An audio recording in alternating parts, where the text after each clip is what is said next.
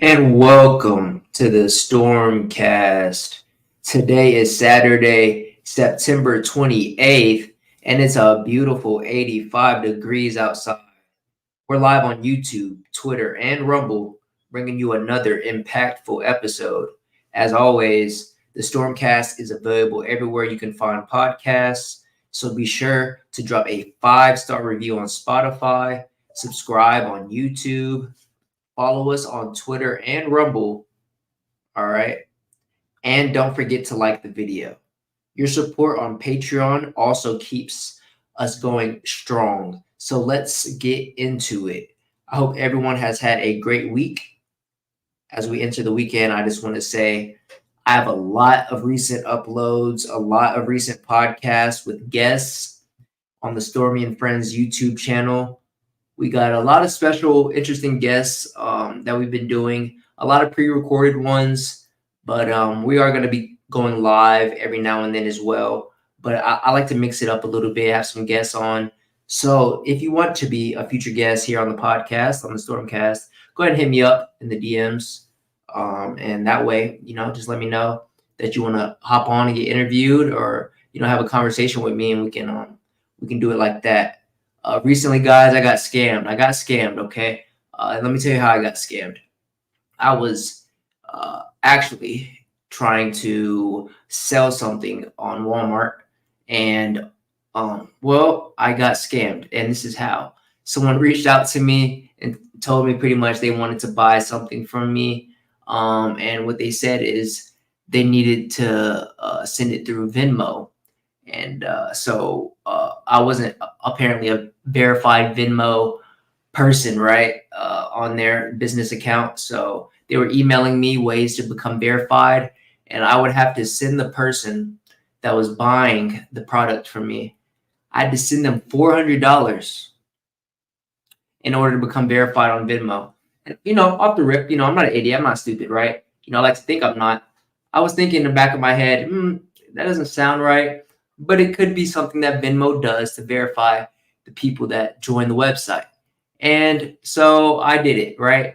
Multiple times. I sent the person $400 through Apple Pay, and it wouldn't go through a couple of times. One time it did go through, and they made me do it again, right? They said I would have to send it again in order to verify the account. And I know what you're thinking. You're like, okay, the first time, maybe yes. The second time, I don't know about it. But I sent it again, right? Because it seemed official. All the emails seemed verified. It had a check mark on the email.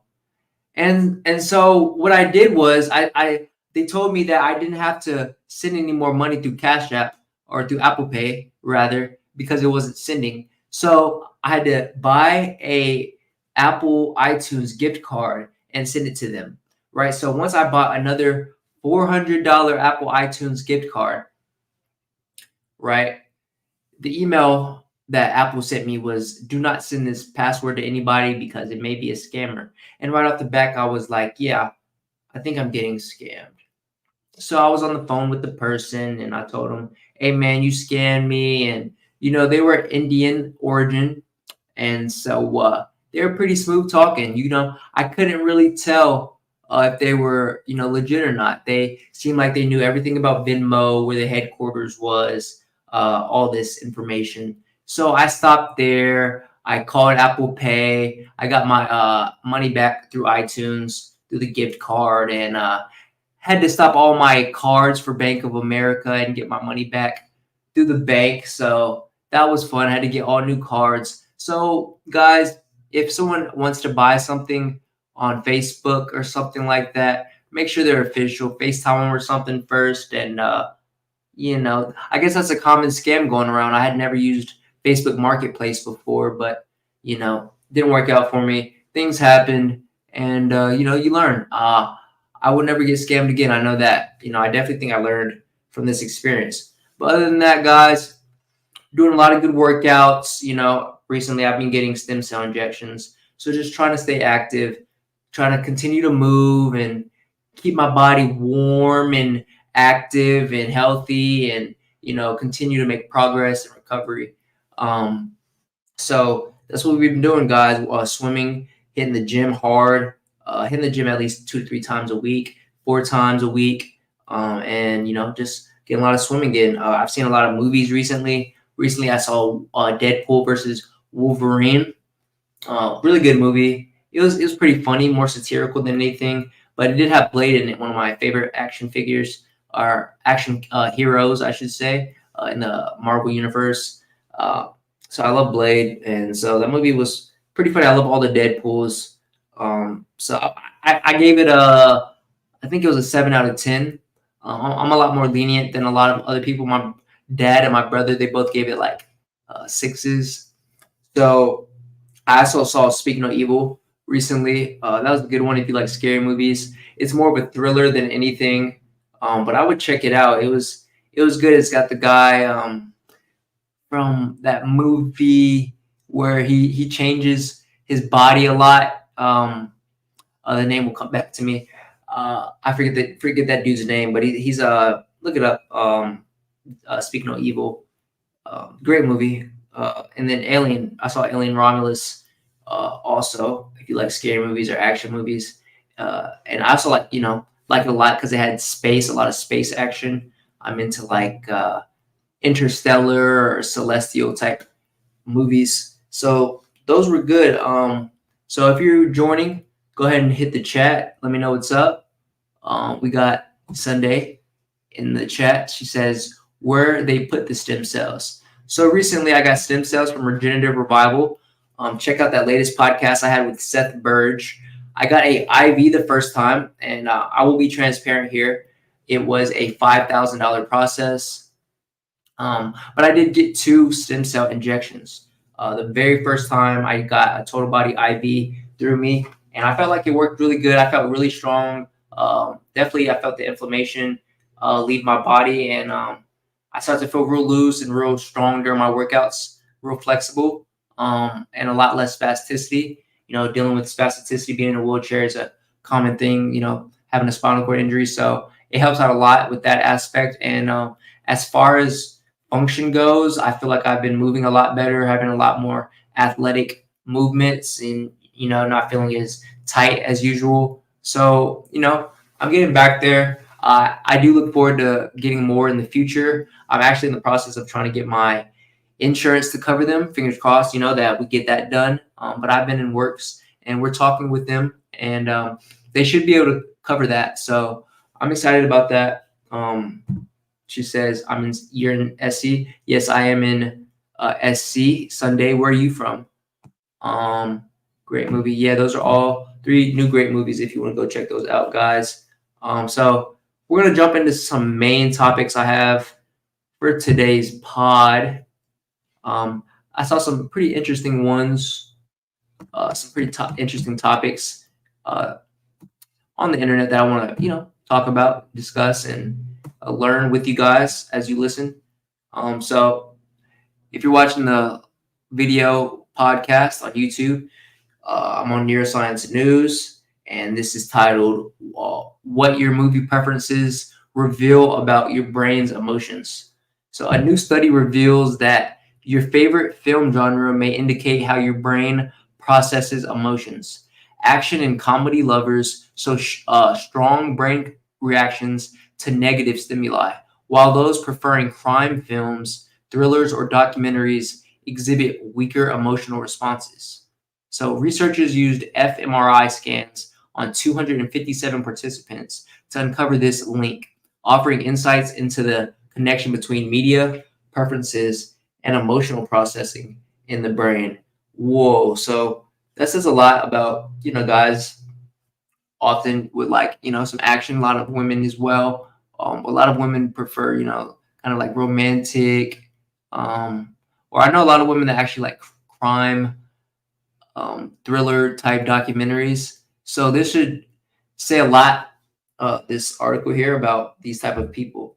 So I'm in the action category of this.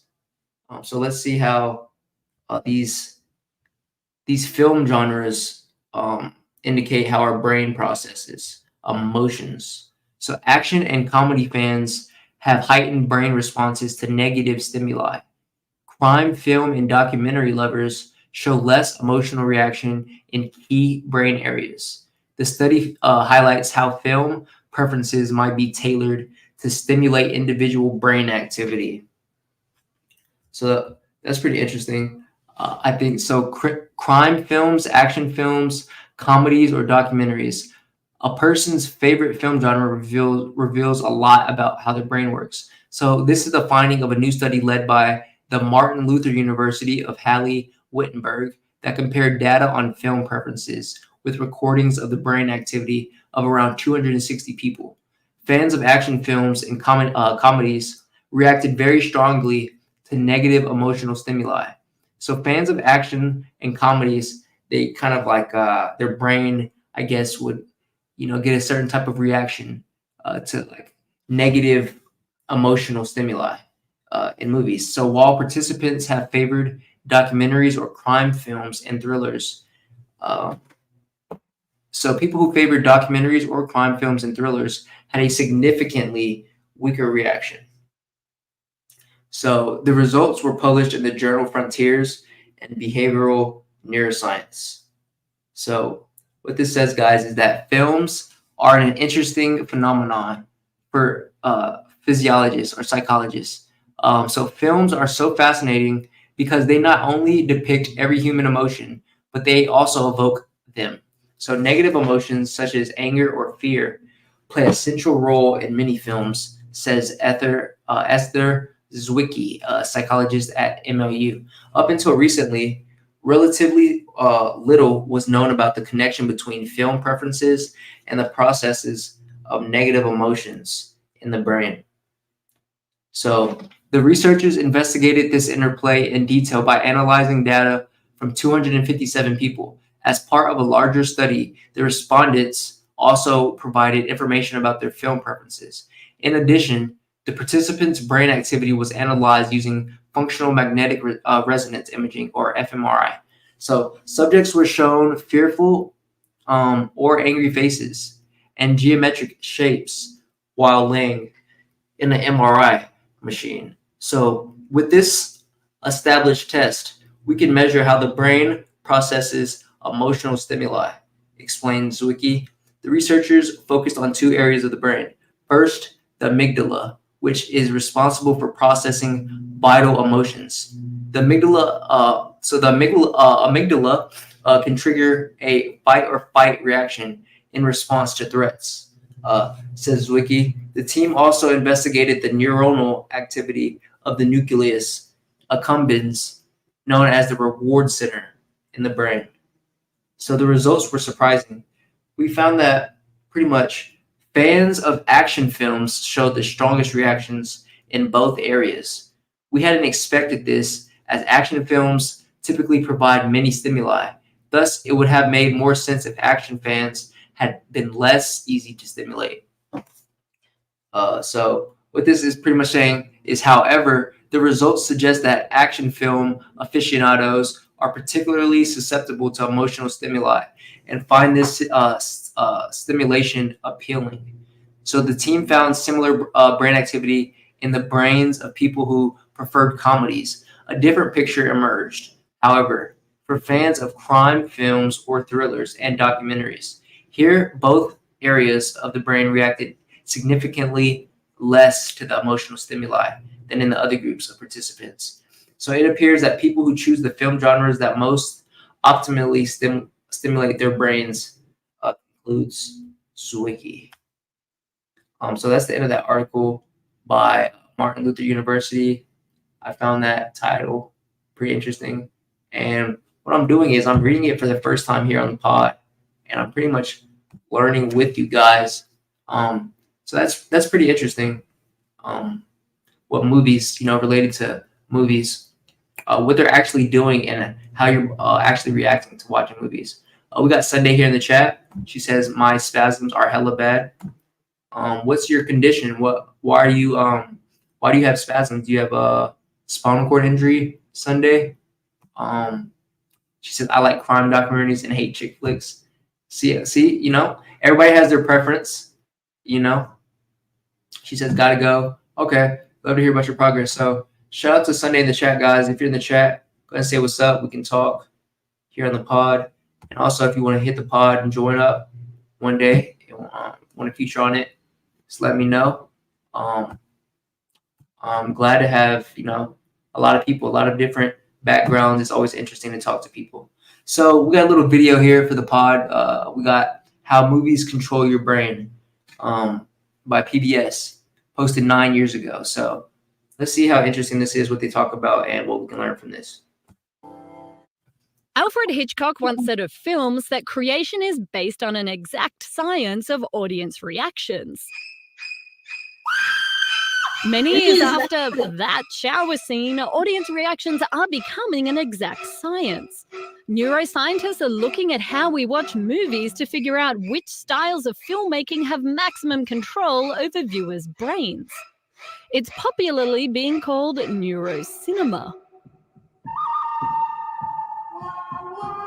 In one study, participants watched 30 minutes of The Good, the Bad and the Ugly in an fMRI machine, so their brain activity was being recorded. The researchers compared the pattern of activity in the participants' brains and found it was remarkably similar. During particular scenes of the movie, activity in certain brain areas increased and decreased at the same time across the participants, and their eyes tracked the same areas of the screen. The researchers suggested it was an indication those scenes were more engaging. A follow-up study compared the participants' brain activity watching The Good, the Bad and the Ugly to watching other things, like an episode of Alfred Hitchcock Presents, an episode of Curb Your Enthusiasm, and a real-life 10-minute unedited shot of a New York City park. The researchers again used the similarity of the participants' brain activity as a measure of how engaging the scenes were. They found the Hitchcock episode evoked similar brain activity across all viewers in over 65% of the cortex, the outer layer of the brain. Similar activity was seen in 45% of the cortex for The Good, the Bad and the Ugly, but only 18% for Curb Your Enthusiasm and 5% for the real-life New York City park. The study shows that Hitchcock could orchestrate the responses of different brain regions in a timely fashion across all viewers. Of course, fMRI can't evaluate the artistic and aesthetic value of a movie, and some movies and TV shows aim to control the audience's reaction more than others. It depends on the director's style and intentions. But soon we could see the audience sitting in the director's seat. It's been suggested films of the future will be so interactive that they will respond to your brain activity while you're watching them, so they can be the most engaging. It's like the ultimate choose-your-own-adventure that could end up being the true definition of a horror film. Neurocinema can objectively measure some of the entertainment value and audience reaction to movies, TV shows, and advertisements, and we can use the results to refine how engaging and emotionally effective they are. But it can't tell us who will walk away with this year's Oscars, although big data can. Check out Forward Thinking to find out how something as seemingly unpredictable as an Oscar can be forecast using... Wow. All right. So neurocinema, guys, the study of using an MRI to detect the brain waves and patterns and the reactions and chemicals and emotions evoked when watching movies. So that's pretty interesting. I didn't know about neurocinema until just now. So, says a lot about what you put into your brain, what you get out of it. So that says a lot about, the movies and the shows that you watch. They do affect your brain in a way, whether you want to, admit it or not. A lot of times they are, controlling you in some type of way, controlling your brain and, how your brain reacts to certain emotions over time. So this is another video, and this is called How Your Favorite Movie Affects Your Brain, the Psychological Impact. So this is by Dr. Patrick Kingsep, and this was posted 1 year ago. Let's check it out. One of the movies or watched a movie at home and felt mind blown. Like it changed the way you think about something or even yourself. Or maybe you're going through a difficult time in your life and you randomly watch a movie that seems to give you, it's almost like the path forward. Perhaps it helped you see your challenges in a different light, make sense of them, and then find the right way forward in dealing with them.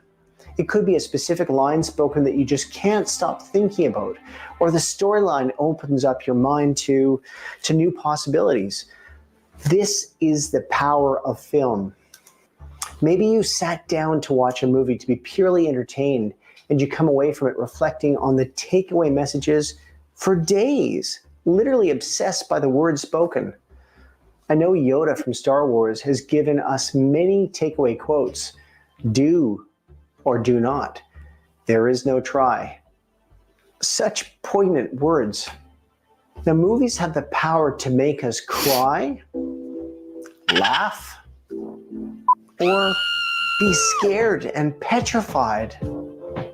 We might go into a movie feeling good and come out feeling unnerved or even teary. We've all been there. Where are the tissues when you need them? Has anyone seen Marley and Me? And if you're a dog lover, it really hits the spot. Or you instantly start checking the locks on the doors at home. Anyone watched the Scream movies recently? But on a more serious note, when we watch emotional movies, we release oxytocin, a chemical that can create empathy and emotion. And warning, this may lead to fluid leaking from your eyes. Did you know that the movie, The Conjuring 2, which was in 2016, it led to a 65-year-old man collapsing at the end and actually dying? Chad, what's the saddest movie or the movie that's made you cry? Has there ever been a movie that's made you cry? There's been a couple for me. The one with the horse that died, and then there was this scene. Actually, both movies were about horses that died. I can't think of the names right now. But Chad, y'all let me know. What's the name of the movie that's ever made you cry or made you? What's the scariest movie you've ever watched? Too. That's another good one. Mine is Insidious. The first one I saw in movie theaters. Probably the scariest movie I've seen to the date in a movie theater. Just the jump scenes and the scenes that, you're not supposed to recognize scary figures or things in the background, but you notice them subtly, and just that movie right there got me. Now, this movie also led to many people claiming their homes had become haunted just by watching the movie in their own house. Now, this is creepy. The Warner Brothers encouraged this hype by hiring a priest to bless the movie set and come to screenings in the film to bless the audiences in the Philippines. So what leads to our minds becoming absorbed by the movies we watch? Why do we jump or flinch when an actor is hit by a bus or something is thrown? How does looking at a movie screen allow us to experience the very thoughts and feelings of the characters? And why do some movies just have such a lasting influence on us? So many questions in so little time. There are a handful of movies that have had a strong and lasting emotional and psychological impression on me. And just to name a few, just off the top of my head, there's Shawshank Redemption. I guess it comes down to a simple choice. I also forgot to mention another movie that made my eyes water was I didn't fully cry, right? But I definitely got emotional, I think, was I Am Legend, the part where Will Smith has to kill his dog. I know we all know that part. She just starts turning into a zombie or whatever. They need to make an I Am Legend 2. Great movie. Choice, really. Get busy living or get busy dying. There's Groundhog Day. What day is this? It's February 2nd. Groundhog Day. There's Elvis by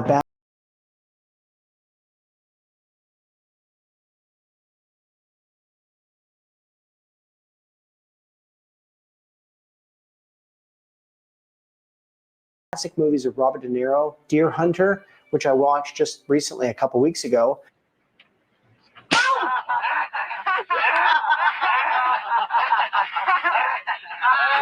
And of course, the other classic, Taxi Driver. You talking to me? Now, there are literally so many hundreds and thousands of movies that I can mention, but they are the ones that hit me just now. It's funny how the Groundhog Day movie was released in '93, And I still hear the younger generation saying, this feels like Groundhog Day. Punxsutawney Phil. That's right, woodchuck chuckers. It's Groundhog Day. Get up and sit that hog out there. Yeah! Come here, Groundhog. If you haven't seen Groundhog Day, I highly recommend it. It centers around a somewhat narcissistic, self-centered weatherman played by Bill Murray, who's one of my serious favorites, finding himself in a time loop on Groundhog Day. The day keeps repeating until he learns the value of caring about others and eventually demonstrating gratitude and perseverance. It's a story mainly about self-redemption. I'm a god. You're God. I'm a god. I'm not the god.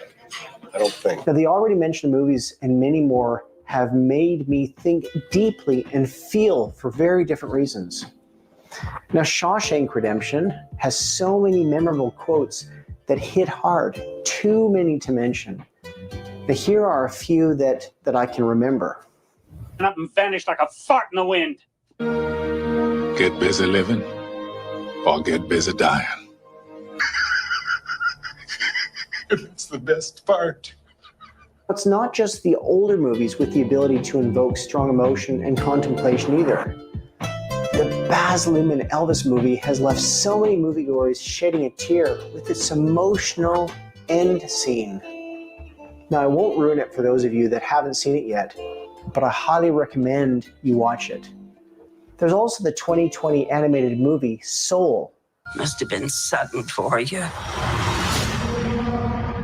If y'all haven't seen that movie, Soul, it's for an animated movie. That's it's a really good, thought-provoking, mind-expanding movie. It's all about like space and what happens when we die and stuff like that. Our soul, where it goes. So it's a really interesting one. I checked that out. What? Oh my goodness! Oh my goodness! Help! I'm not done! Oh my goodness! And also The Father with Anthony Hopkins. You're living with your daughter at the moment? Yes, until she goes to live in Paris.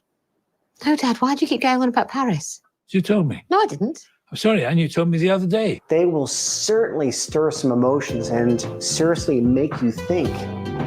And to come back to a question asked earlier, why do we jump in our seats or flinch when watching a movie? Basically, in a nutshell, the answer is that we all have a lifetime of experiences outside of movie watching on how to deal with danger, physical objects, and movements in general.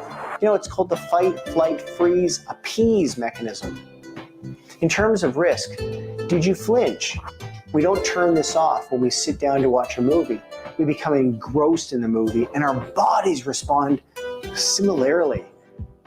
It's frightening. Yeah, that's how you know you're in a movie when you start to flinch and you start to react how the main character would react. That's how you know it's a good movie and you're locked in. And last but by no means least, movies provide a form of almost like escapism, a chance to escape from the real world in which you can feel the sensations and emotions experienced by characters, providing a distraction from the sensation and emotions felt in your real life problems and situations. Now, I'm sure you've come back from a hard day at work or a stressful situation and just flopped down on the couch to watch your favorite movie or TV show, right? Something to take your mind off the problems for a while. And I think we can all say, Nice. So that's the psychological impact of your brains, and the brain's effect on movies, how movies affect the brain. So another interesting one right there. We're gonna actually move topics here. Got 15 people live in the chat. What's up, everybody? Right here, Antonio Ladd says, "I love you and your videos. Thank you for sharing your life with us all." You're welcome, Antonio. That's what I'm here for. Shout out to Antonio too. I think he's in the Patreon. So I think we talk on the Patreon a lot, guys. If you haven't joined that Patreon, go ahead and hit the link in the description. It's a great way to connect beyond YouTube comments and to foster a relationship and a community with others. So This is a cupping therapy article I found by the Cleveland Clinic, explaining that cupping therapy is an ancient healing method that may ease back pain, neck pain, headaches, and other issues. It uses suction to pull on your skin and increase blood flow to the affected area. Cupping causes bruising and can lead to skin infection. So there's mixed evidence on the benefits of cupping, but the treatment risks are generally low. How many of you all have had cupping done? I enjoy to get cupping about every other week or every week with my massages.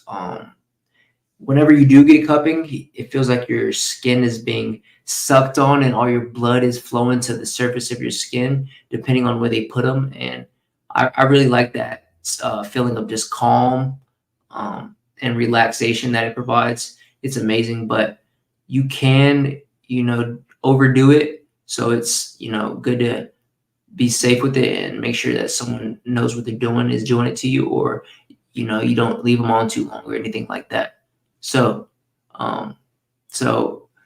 the cupping therapy is a form of traditional medicine that originated in China and West Asia. People have practiced this method for thousands of years. Other names for cupping therapy include cupping cup therapy and suction cup therapy. So what does cupping therapy actually do? So cupping therapy uses suction to draw blood to or away from specific areas of your body. People mostly use cupping to relieve conditions that cause pain. Some people say it also helps with chronic or ongoing health issues. Cupping may ease symptoms of arthritis, including rheumatoid arthritis, back pain, neck pain, knee pain, and shoulder pain, asthma, and other breathing issues. That's an interesting one. Carpal tunnel syndrome, gastrointestinal or GI disorders like irritable bowel disease or IBD, and headaches and migraines, and high blood pressure, hypertension. So that headaches and migraines and asthma, those are pretty interesting ones that I didn't really realize that cupping could help you with. But I guess the increase of blood flow to specific areas, including your organs or your brain. So I guess that's how it would benefit.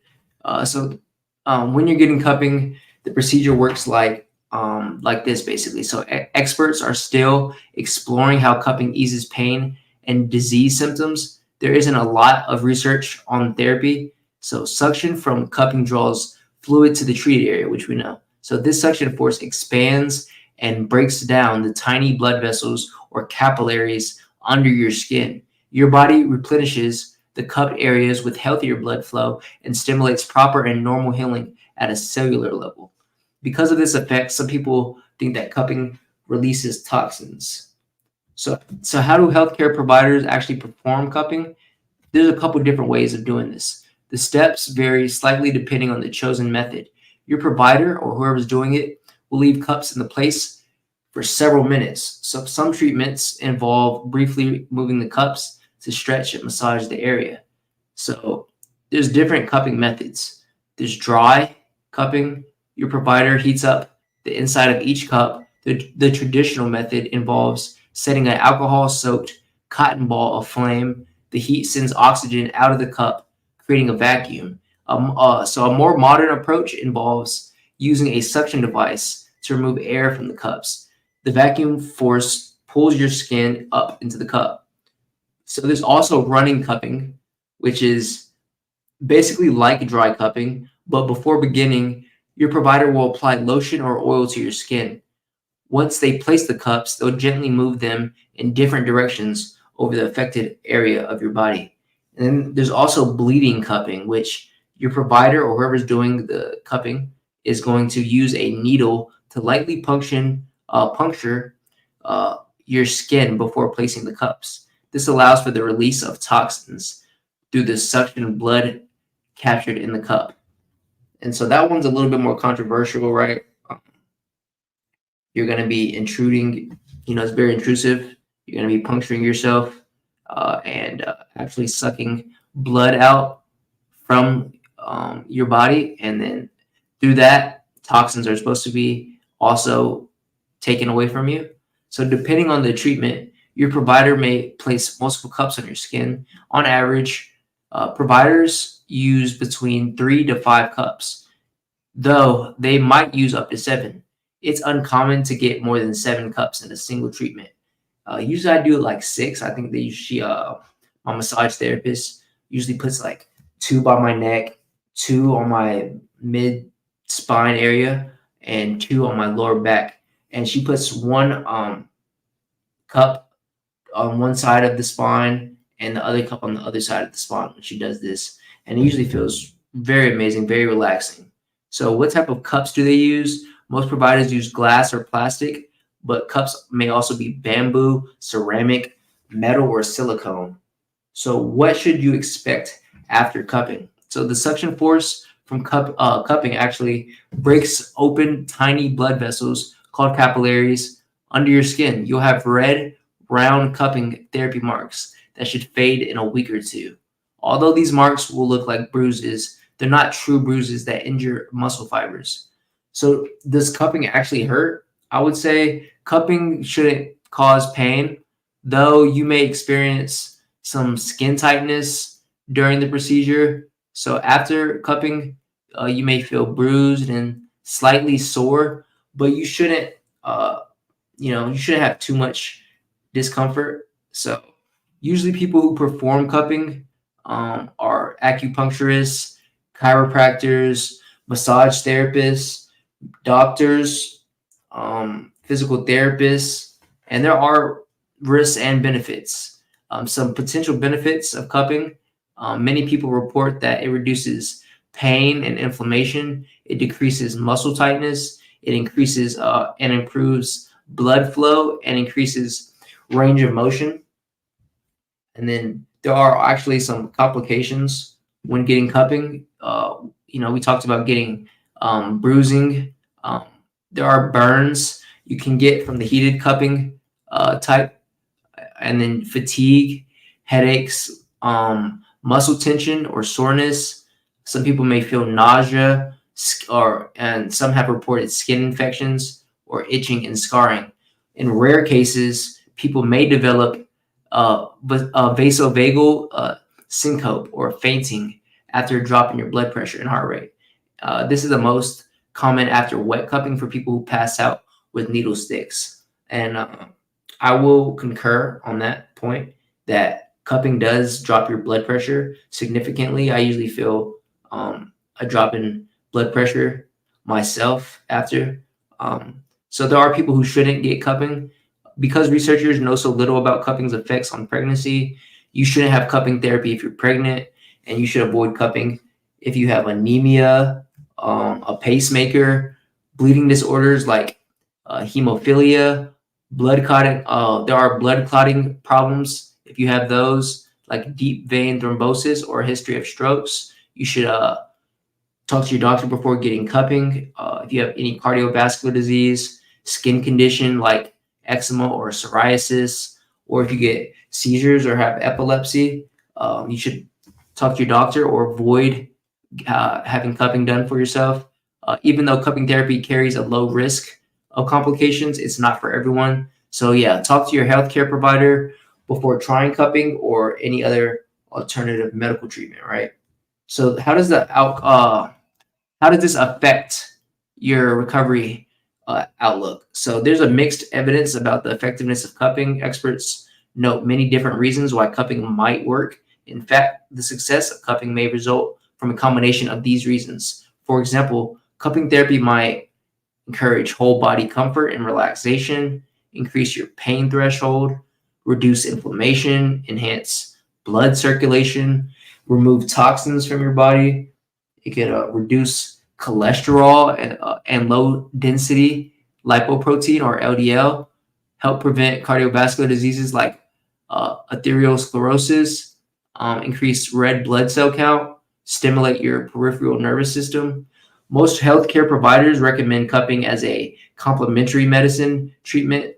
So in other words, you should use it in a combination with traditional Western medicine rather than as a standalone procedure. So yeah, that's just, if you're having things like burns, extreme pain, or soreness, or you get fever-like symptoms or a skin infection like redness, tenderness, or yellow discharge, you should definitely talk to your doctor and ask them things like, could cupping help my specific symptoms? Are there other treatments I should try in addition to cupping? What's your experience with cupping? Are there any reasons why I shouldn't try cupping? And then, yeah, just have them identify why cupping might benefit you, and then try to see a qualified cupping therapist if you can benefit from this type of treatment. So me, myself personally, I do cupping every week, so I will continue to do that. I love it. I've been getting some good results and been feeling some great benefits. Antonio Ladd in the chat says, I sent you a message, by the way, thanks. I'll definitely, right after this podcast, I'll be hopping on Patreon. Shout out to Patreon subscribers, and I'll be talking to you on there. Ladd, thanks for joining the pod today. And I'll be looking forward to my message. I'll be hitting you up. So I got another video to share with you guys. This is what exactly is cupping therapy by Insider Tech. This was 8 years ago, so this isn't a new thing, but check this guy out. He's got all type of cups on him. That's way more than the recommended 8. So yeah, let's just jump right into this video.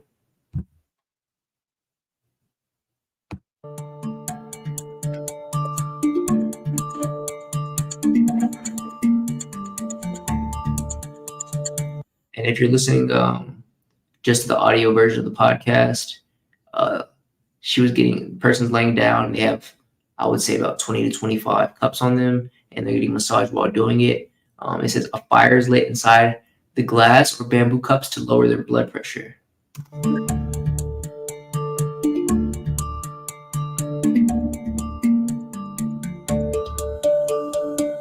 The cups are then placed on the skin to get the blood flowing. Those marks are crazy. In wet cupping, the skin is first pricked with an acupuncture needle.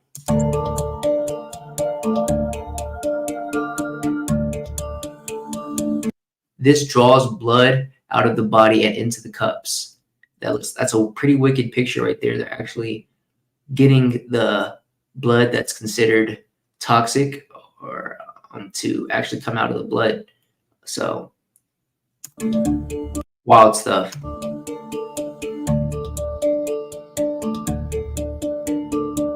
Inside of a flame, the cups can also be pressurized with a device.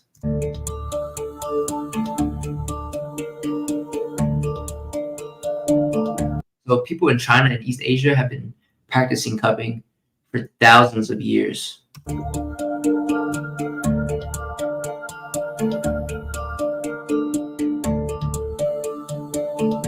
Its proponents insist cupping can help with pain, back problems, herpes, was a sexual transmitted infection, cough, and acne. So that's very interesting. I guess that would work by getting the toxic blood out of your body as far as herpes goes.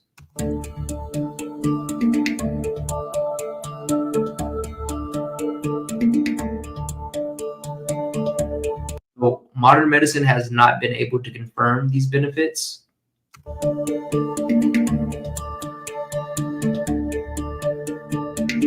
But patients usually emerge with red, swollen, and even bruised welts on their backs. And I've gotten a lot of these welts myself. It's not like they're paying for anything or you're sore. You really just feel a lack of inflammation, and you feel really relaxed afterward. So, I mean, shouldn't be too worried unless you're overdoing it.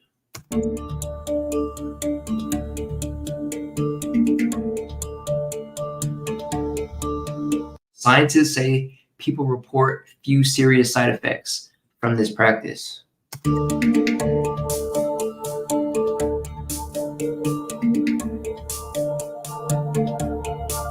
So Chinese haven't given it up after 2,000 years.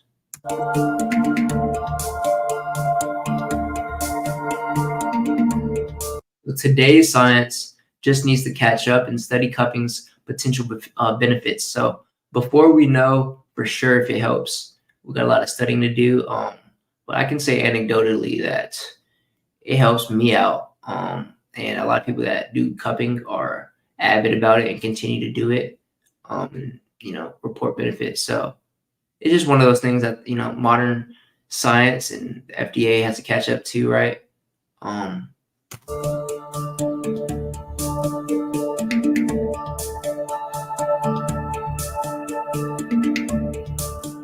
This guy has cupping all around his spine on either side. They're taking them off. He's even got 2 on his butt. So that's something I haven't done before. I need to try that one out.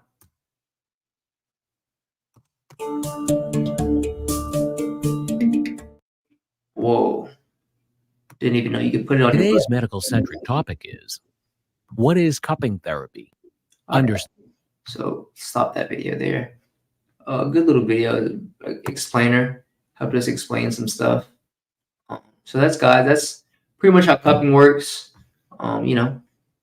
Like most things, like most techniques, try it out yourself, and talk to a doctor, and start off light. Don't overdo it, because you can overdo anything, and that's just one of those things. So we got Antonio Ladd back in the chat, says, I sent you a message. Awesome. Sounds good. We will be talking. We got 2 more topics here before we close off, guys. 2 more interesting topics that I wanted to discuss on today's podcast. So this one is another one from Neuroscience News, talking about how gender nonconformity in play linked to ASD and behavioral problems. So by ASD, I'm gonna go ahead and assume they're talking about autism spectrum disorder. So this is explaining that a new study reveals that gender nonconforming play behavior in 7-year-olds is associated with increased behavioral difficulties, including autistic traits in girls and peer relationship issues with boys. So researchers analyzed data from 718 children in Sweden, finding that masculine play in girls and feminine play in boys were linked to these challenges. While the study highlights potential associations, it emphasizes that non-conforming play does not imply future behavioral issues. So let's dig into this a little bit. This is interesting. So gender non-conforming play in children is linked to increased behavioral issues. Masculine play in girls is associated with autistic traits. Feminine play in boys with peer issues. The study emphasizes that gender non-conforming play does not necessarily lead to behavioral issues. It's interesting. So gender nonconformity in 7-year-olds, as measured by levels of gender conforming play, may be associated with autistic traits and behavioral difficulties in girls and peer relationship problems in boys, according to a new study published August 28, 2024, in the open access journal PLOS One by Marlene Stratman of Karlstad University, Sweden, and colleagues. So gender nonconforming play, or GNC, refers to variations in gender expression from societal and cultural gender norms. In childhood, GNC can manifest itself in several ways, including play behavior, peer relationships, clothing, and body language. Childhood GNC does not directly indicate developing gender dysphoria, or GD, later in life, although the phenomena are linked. So recently, studies have begun to establish a high occurrence of GNC and GD and autism spectrum disorder. However, most of this work has been carried out in clinical populations with existing diagnoses, which may lead to an overestimation of the associations between GNC and autistic traits and behavioral difficulties in non-clinical population.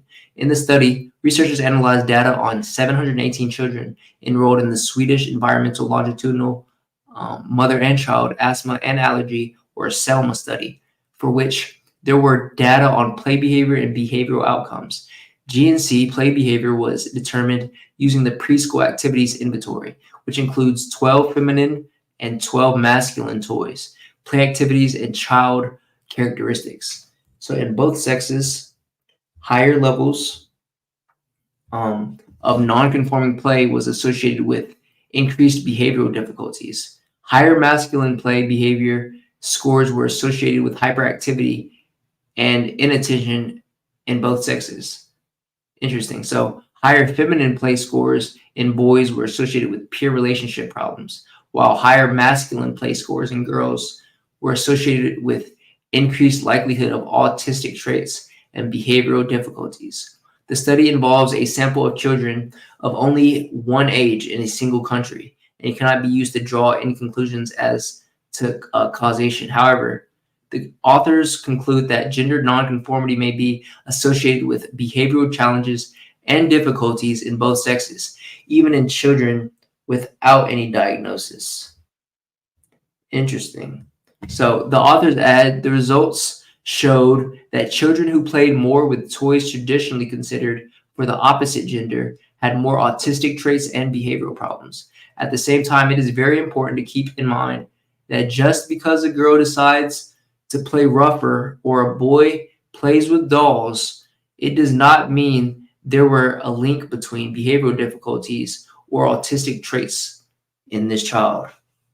So that's interesting. If you ever, been around a feminine type young boy, then you would see that they typically, or this article is explaining that they typically don't play well with other boys, and that may be because boys at that age want to do a lot of masculine stuff. A lot of times at that age you are doing a lot of masculine things as a young boy. You want to be out in nature. You want to play with toys. You want to play sports. You want to go outside, things like that. And then it's also explaining how young girls at that age who are exhibiting masculine traits are having autistic characteristics being shown. So that's an interesting one that may have a lot to do with how our society is playing out, and a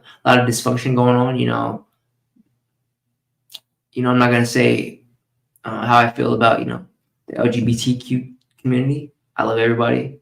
I don't want any problems with that community, but there are a lot of issues that come from a society that leans that way, and that's what we're seeing here. So let's go ahead and share this tab. It's a video called Gender Nonconformity in Cisgender Autistic People, Challenging Gender Stereotypes. We're going to put this on 1.5 speed. It's kind of a longer video. We kind of want to just touch on some of the main topics here. And this is by Autism from the Inside. So this seemed pretty interesting. Posted a year ago. Let's get right into it. A lot of us don't. And I'm not just talking about how we dress either. In this video, we'll take a look at different types of gender nonconformity in autistic people. It's a lot more common than you might realize. Hi everyone, Paul Nicoleff here from Autism from the Inside. I make weekly videos sharing the human side of autism, so make sure you hit subscribe to get the latest content. So what does gender nonconformity or cis gender conformity often look like in autism? Well, you may have heard the statistics that autistic people are much, much more likely to be sexuality and gender divergent themselves as well. And I think that's part of it. But also, in addition to that, the fact that in general, we often don't fit whatever stereotype gets put around in society means that gender is one of the really big categories that we see the world through very often. So in that sense, it kind of makes sense that we don't always fit that stereotype in a traditional way. So I'm not just talking about people who identify as a different gender, like non-binary or trans or other things like that. I mean, what if you identify as cisgender, but that doesn't necessarily mean that you're likely to conform in all the typical ways. So the first thing that comes to mind often when we talk about gender and nonconformity and things, it's sort of like how we dress and what people wear. And that's one aspect of it. I kind of feel that autistic people in general often subscribe to the, well, if it works, then why not kind of attitude. And asking, why can't I do this rather than why should I do something else? So if I like to wear a hoodie on an interview, then I'll wear a hoodie on an interview. If I like to wear baggy clothes, then I'll wear baggy clothes. If I like to wear skin tight jeans or dresses or other things that are, why not? Because it makes me feel comfortable and I like it and it's practical. For me, I don't really care all that much about how I look from other people. The number one thing that goes through my mind most of the time is, does it feel comfortable and is it practical? So when that personal preference is the top priority, it makes sense that that preference is not always going to be the same as you would expect from a particular gender. So I guess pretty much what this says. So what's interesting about gender nonconformity? One of the things I find interesting about this term of just nonconformity, in this case, gender nonconformity in general, is it's not necessarily that I don't fit my gender. So in my case, I'm openly cisgender. I fully admit I can't really talk too much about other people's experiences because my experience has been 100% cisgender. I want to stop right there. Chad, how many of y'all know about what cisgender is, or you know somebody that is cisgender or gender non-conforming? Which doesn't mean that they're necessarily transgender, that they just kind of, prefer things of the opposite sex more so. Let me know in the chat if you're one of those type of people, or anybody like that. So we got another a topic of conversation for today. We're going to end it off with this one. This is going to be our last topic of the day for the StormCast podcast. Everybody that's made it to this point, go ahead and like the video. I appreciate everybody in the chat. And yeah, we're just going to jump right into it. This is COVID's inflammation linked to long-term brain effects. Another neuroscience news article. And this is probably going to get this video red marked, which is okay, because I am making this video to provide information to the people. So, YouTube, if you're watching this, fair use. We're just getting the information out here. COVID was a couple years ago. So let's talk about it. So new research uncovers how COVID-19 may cause neuroinflammation, leading to persistent neurological symptoms even after recovery. So the study found elevated levels of pro-inflammatory cytokines and significant changes in cerebrospinal fluid among hospitalized patients, highlighting the brain's vulnerability to the virus. These findings suggest that neuroinflammation could play a key role in the cognitive decline seen in long COVID. So this stresses the need that ongoing monitoring and targeted therapies is going to be needed for survivors of COVID, right? So COVID-19 patients are showing significant neuroinflammation regardless of disease severity. Elevated pro-inflammatory cytokines, IL-6 and TNF-A, were linked to severe cases and brain changes. Neuroinflammatory markers may help predict and treat long-term neurological effects. And this is from Dior Institute.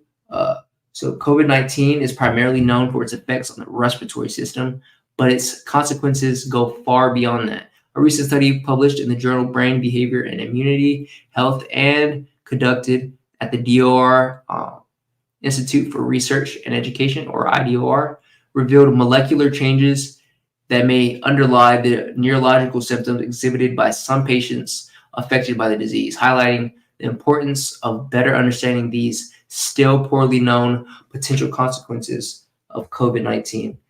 In the chat, how many of y'all have had COVID-19? I did end up getting it one time, and as far as neuroinflammation and inflammation in general, I felt terrible for like 3 days. It was a lot shorter than most people usually get it.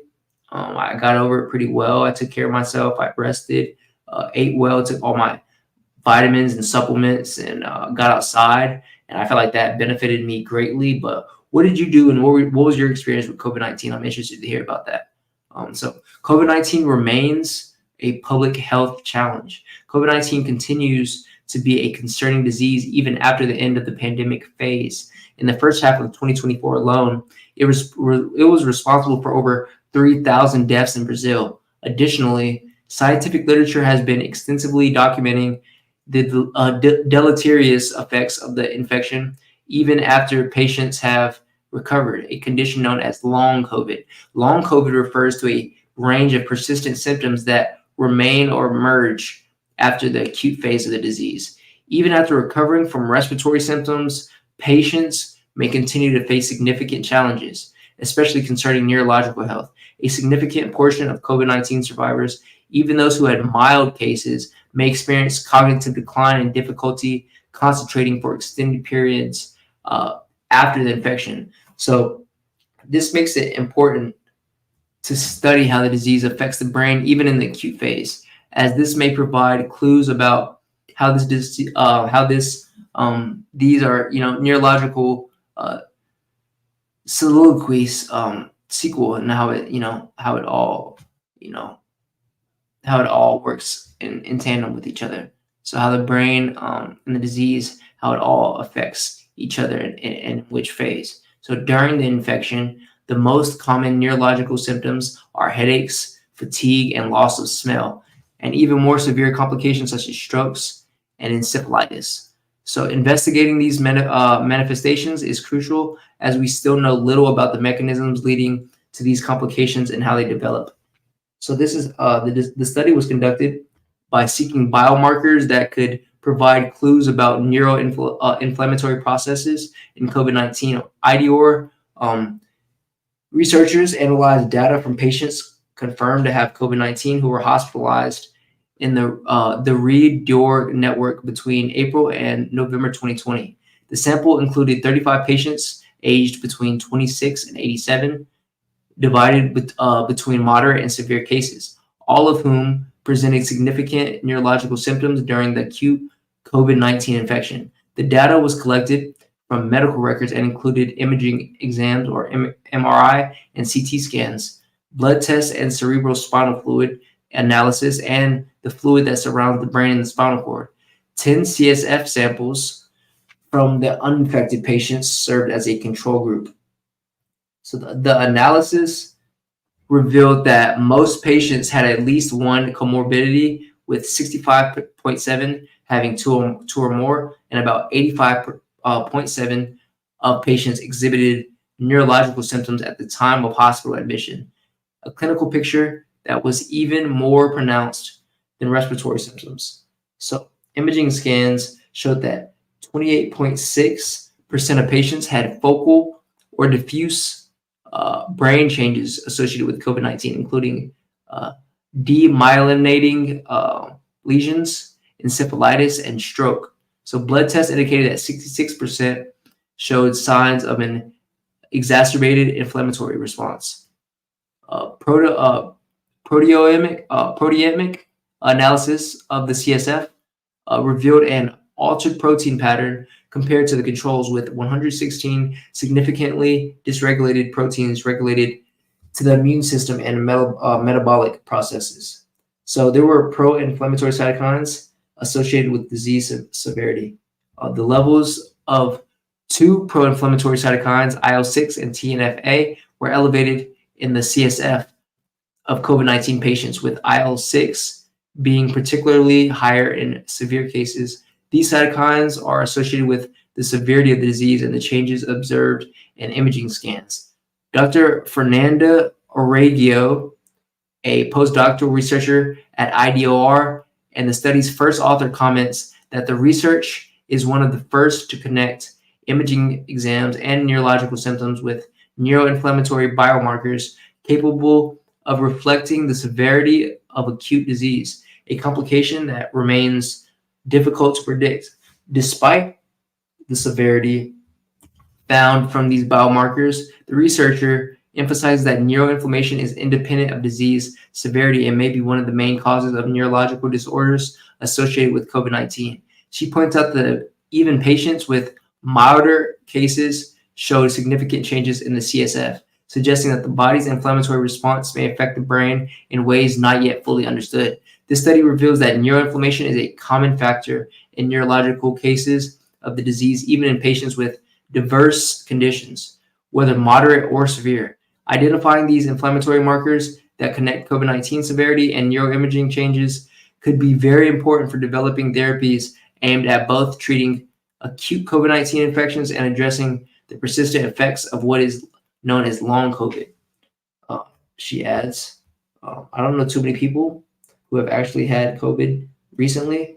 I haven't heard of many cases, but apparently in 2024 alone, there's been 3,000 deaths in Brazil alone. So that's alarming to hear.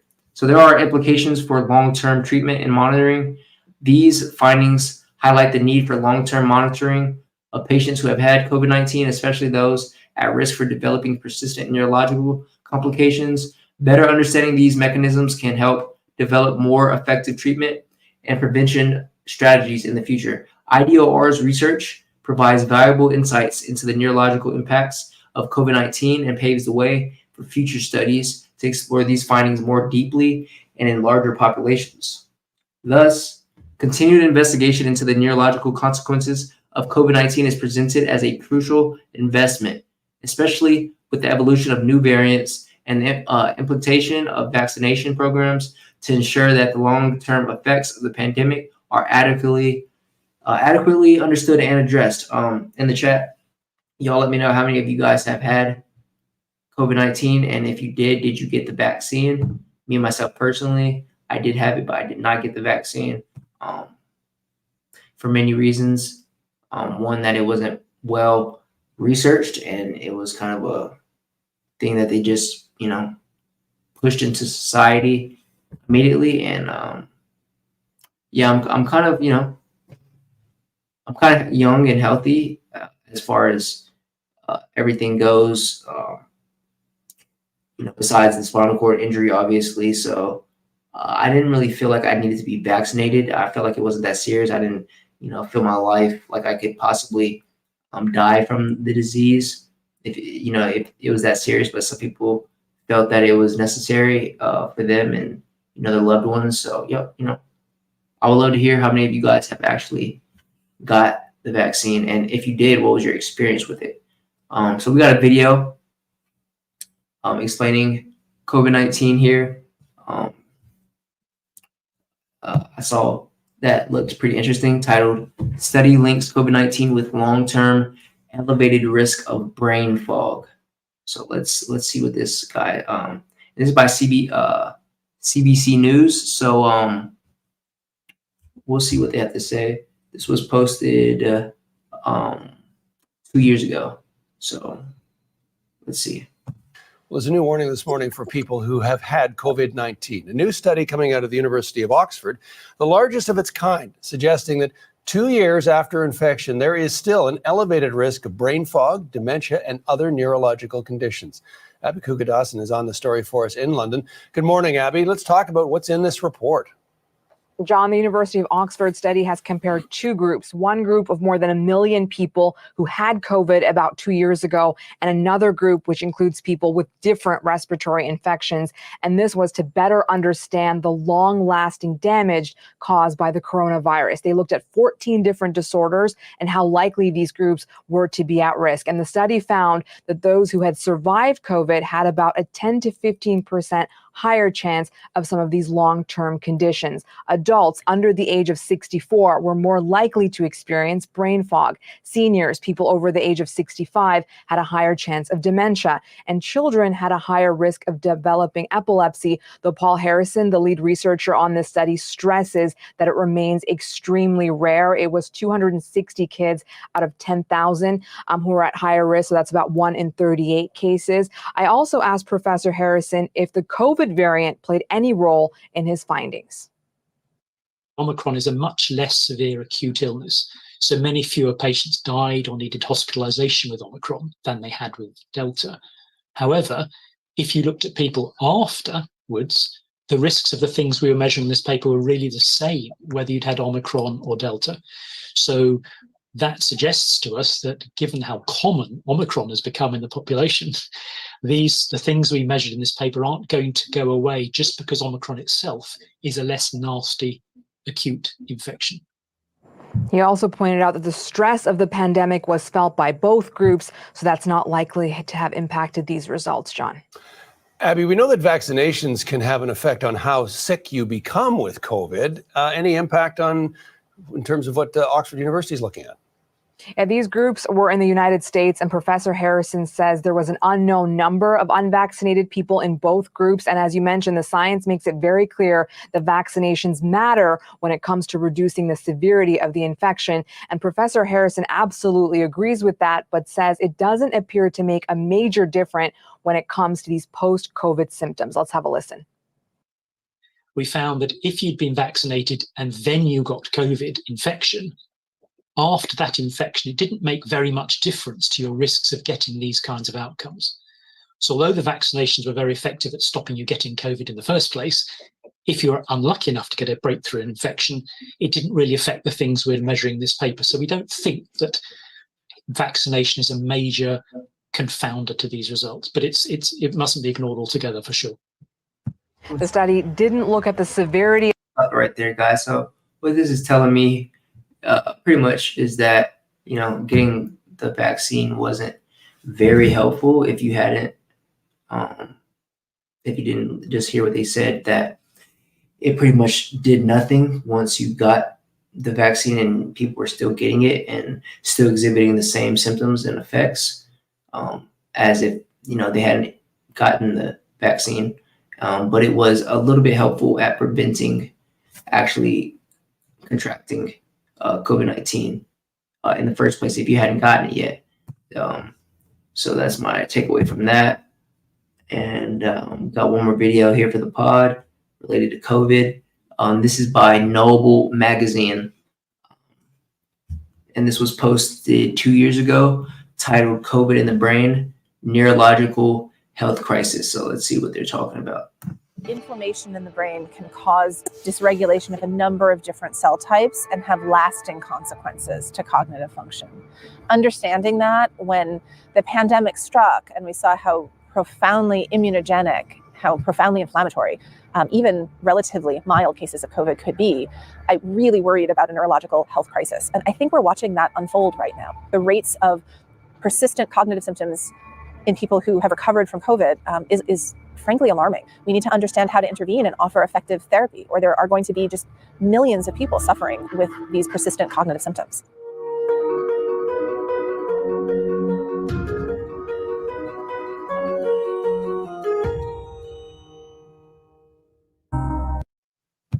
I'm not an epidemiologist. I'm not a virologist. I'm a neurologist. But I am alarmed by the neurological possible consequences of this pandemic and alarmed by the neurological disease that's already evident in many, many, many survivors of COVID. Even from early in the pandemic, it was very clear to neurologists that COVID infection results in a remarkably high rate of persistent neurological symptoms, including quite a high rate of persistent cognitive symptoms. That includes things like difficulty paying attention, difficulty with the speed of information processing, difficulty with concentration, memory. And that is something that, we should all be paying a lot of attention to. That is really, really concerning. It's debilitating. People are just not returning to their previous level of function. And that's a major problem with 265 million people worldwide infected with COVID, and some estimates of as many as 1 in 4 people, at least prior to the time of vaccination, experiencing these cognitive symptoms. This is a neurological health crisis.